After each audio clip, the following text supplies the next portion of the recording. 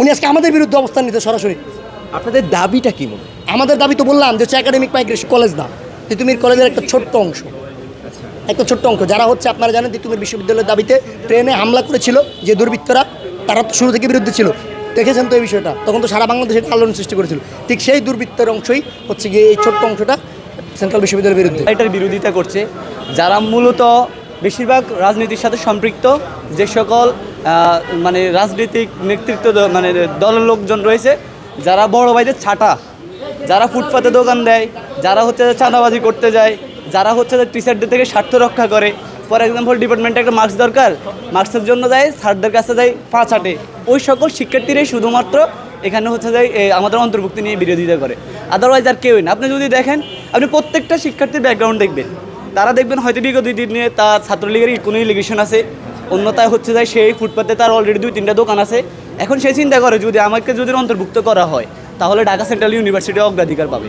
তাহলে সেক্ষেত্রে কী হবে, যারা মোস্ট সিনিয়র আছে, আমার বড় হয়তো ক্যাম্পাস থেকে বের হয়ে যেতে হবে, তাহলে কি হবে, আলটিমেটলি আমাকেও বের হইতে হবে।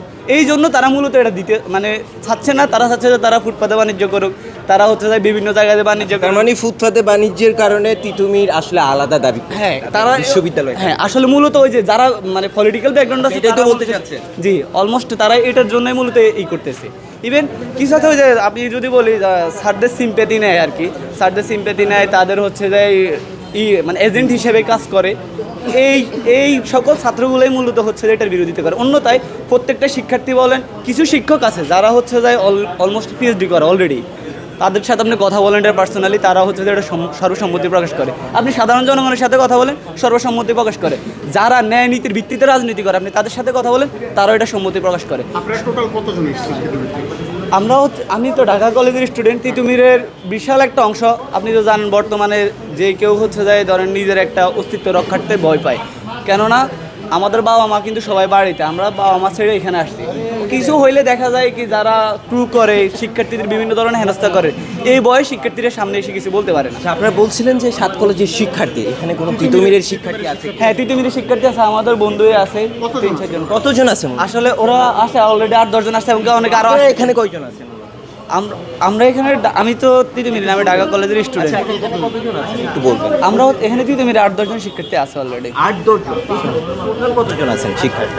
আসলে আমি তো পরে আসছি। আপনাদের এখানে 10-15 জন আছে। তিতুমিরের 7 কলেজের শিক্ষার্থী বলছেন আপনারা, দাবি করছেন আপনারা? আসলে এখনো তো আমাদের সকল শিক্ষার্থী আসেনি, আমরা ক্যাম্পাসে অবস্থান করতেছি, শিক্ষার্থীরা আসছে, আপনারা একটু অপেক্ষা করুন। তিতুমিরের কয়জন শিক্ষার্থী আছে একটু বলবেন? আমি শিওর না, আমি আসলে দেখেন এখানে মোস্ট জুনিয়র আছে 24-25 আছে, এখন বাইরের ক্যাম্পাসগুলোর আমি জানি না, কিন্তু আমার ক্যাম্পাসে যে সকল শিক্ষার্থী আছেন প্রত্যেকটার ফেসিস চিনি। এখানে তো তিতুমির কলেজের শিক্ষার্থী নাই এখন বর্তমানে, এটা তো অবশ্যই আছে। এই করে সানি করে সানি আরাব একটু দেখাবেন একটু। এখানে আসল শুনে না, আমরা এখনো অবস্থান নিচ্ছি, আমরা এখনো আন্দোলনের কোনো ইতে যাই না বা আমরা মুভমেন্ট করি না। বলছেন আপনারা কর্মসূচি ঘোষণা করেছেন? কর্মসূচি না, এখন আমাদের সংবাদ সম্মেলন আছে, সমস্ত শিক্ষার্থীরা আসতেছে। দেশে দেশে সবার সাথে দ্য নিউজ।